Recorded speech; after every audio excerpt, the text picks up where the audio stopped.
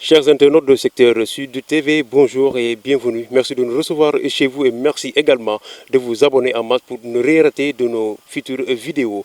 De Moulompe dans un centre de formation, un centre qui forme des élèves.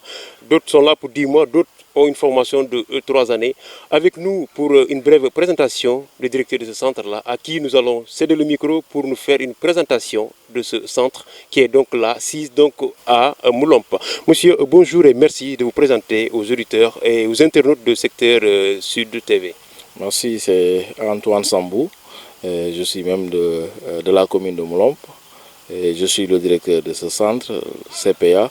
CPA, c'est le centre de promotion agricole, un centre initié par les pères piaristes qui forment des élèves en agriculture. Et donc dans l'agriculture, on a ces différents volets, c'est-à-dire le maraîchage, l'arboriculture, le volaille, c'est poulet de chair, pondeuse, et aussi élevage sur les moyens ruminants et grands ruminants, les bœufs et chèvres, moutons. Tout ça, on le fait au niveau du centre. Également, on fait la transformation de fruits et légumes, mais également de céréales. Donc voilà ce que le centre est et a été créé depuis 1974 par les pères piaristes, bien sûr. Vous avez combien d'étudiants dans ce centre-là? Voilà, aujourd'hui, avec les élèves qui se sont inscrits dans la ferme école du CPA, sont au nombre de 7. Parce qu'on vient de réouvrir le centre qui a été fermé depuis très longtemps. Et pourquoi on a pris 7? Vous allez un peu vous étonner quand on dit 7. Vous allez dire que mais quoi, il n'y a pas. Mais on a voulu aller doucement et sûrement. Première année, on avait 4 élèves. Cette année, on a 3 élèves pour la formation continue. Ces élèves-là vont faire 3 ans ici. Et donc, ici, on a dit qu'il ne faut pas aussi forcer la main. Il faut prendre peu, on forme parce qu'on a des ambitions. On veut former nos propres agriculteurs dans le centre. Donc, ce qui veut dire que la formation est très intense avec ces élèves. Maintenant, ceux qui font la formation modulaire, on est en partenariat avec l'État, un projet de l'État qu'on appelle École Entreprise. Ici, ces élèves sont au nombre de 55. 55 élèves, c'est-à-dire des jeunes qu'on forme pendant 10 mois. Donc on a 29 filles et 26 garçons. D'accord. Et là, quelles sont les différentes filières donc, qui se trouvent ici? Oui, ici quand tu viens pour t'inscrire, on te dit, par exemple, mes élèves, les 7 élèves qui se sont inscrits dans la ferme, ils vont sortir comme des techniciens en horticulture, arboriculture, et d'autres vont sortir comme des techniciens en élevage, surtout poulet de chair, pondeuse, porcherie. Mais parmi ces élèves, vous allez voir qu'il y a d'autres qui ont même eu le bac, ils ont fait bac plus 2 et autres. Ces élèves, on a poussé un peu leur formation, ils pourront devenir tout de suite des gestionnaires de fermes agricoles. Donc voilà un peu les différentes catégories d'élèves qu'on a ici. Des informations qui vont certes intéresser nos chers internautes.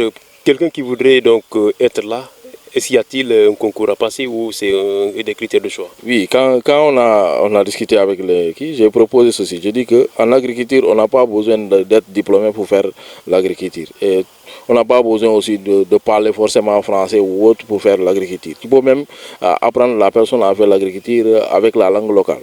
Donc pour moi, il n'y a pas de niveau. Et ça, mes collaborateurs, ils m'ont soutenu dans ce sens. Ils m'ont dit qu'effectivement, vous avez raison. Donc aujourd'hui, on travaille carrément, on sélectionne des jeunes aptes à faire ce travail. Donc c'est comme ça qu'on est en train de recruter. Et on nous recrute par dossier. Tu mets le dossier, si tu es apte, on te prend. Et l'école entreprise, l'autre volet, c'est comme ça. Si tu mets un dossier, c'est-à-dire tu vas à l'hôpital, tu fais un certificat d'aptitude à travail, certificat médical. Tu viens, tu signes le contrat. Si c'est validé, le projet valide. Et là, tu es pris pour 10 mois. Donc c'est comme ça qu'on nous... Mais il faut que tu sois au moins un jeune. C'est-à-dire moins de 35 ans. Ouais, c'est comme ça que nous prenons les gens. Donc cela veut dire que dans le groupe des 50, tu vas voir même des gens qui ont la licence. Des gens qui ont bac plus 3, bac plus 2. Tu vois même des gens qui n'ont même pas fait la 5e, tout ça et autres. Mais quand même, ils maîtrisent. Nous ici, ce qu'on fait, c'est vraiment l'école entreprise. C'est-à-dire on apprend directement l'activité. Et on fait peu de théorie et c'est la pratique qui prime avant tout. Maintenant, dans la gestion, oui, quand on veut aller très loin dans la gestion, il faut vraiment qu'on fasse des cours un peu approfondis par rapport à ces gens qu'on veut orienter. Et ces élèves, vous voyez déjà, ils sont aptes à gérer certaines choses. C'est eux-mêmes qui prennent des initiatives ici. Vous voyez, tout à l'heure, vous avez vu des papayers, de tout ça et autres. C'est eux-mêmes qui ont sorti. On a envoyé nos élèves ici en stage à Sokone, à tout ça. Et quand ils reviennent, tout de suite, ils font des merveilles, je peux dire. Donc actuellement, vous allez dans la direction, c'est des élèves que vous allez trouver là-bas qui gèrent. Moi, je ne suis même pas là, mais la secrétaire qui est là-bas, elle vous dit que je suis élève, vous n'allez pas croire. Donc, ils commencent à pratiquer en même temps. Donc, c'est des entrepreneurs qu'on est en train de former ici. Une école comme ça, il faut penser tout de suite à la réinsertion. Et ça, on a compris. Et quelqu'un m'a posé la question sur l'employabilité des jeunes. Je dis que c'est parce que s'il y a un problème, c'est parce qu'il y a beaucoup de jeunes qui ne sont pas qualifiés. Et donc, nous, c'est la qualification là qu'on cherche. Aujourd'hui, le CPA, à lui seul, et on a 30 hectares. 30 hectares, donc on a presque 23 hectares de l'autre côté, 27 hectares de l'autre à Eludieu. Et nous voulons exploiter un jour ça. Donc on est en train de former nos élèves. Ceux qui veulent rester, ils vont rester. Donc, et on a déjà, cela veut dire qu'on a déjà nos propres employés. Ceux qui veulent partir, on va les accompagner à partir. Maintenant, quelqu'un peut rester et avoir aussi son propre projet. Parce qu'on a aussi un cours d'entrepreneuriat ici, comme je dispense moi-même. Donc j'encadre l'élève à avoir son propre travail. Donc s'il a un employé, tu peux avoir un employé à la maison et venir travailler. Tu peux avoir une pocherie et venir travailler. Tu peux avoir un jardin et mettre quelqu'un là-bas. Donc chaque élève, à partir de la deuxième année, je connais déjà, mes élèves, je connais déjà chaque élève ce qu'il veut faire. Et je suis en train de l'aider à monter son propre projet. Maintenant, l'élève qui veut rester avec nous, parce qu'on comprend que si un élève veut un jardin et qu'il n'a pas le terrain, c'est possible. Parce qu'ici, on connaît le problème de terre. Donc cet élève-là, on ne va pas le laisser. Il faut qu'on le retienne en attendant qu'il trouve le terrain.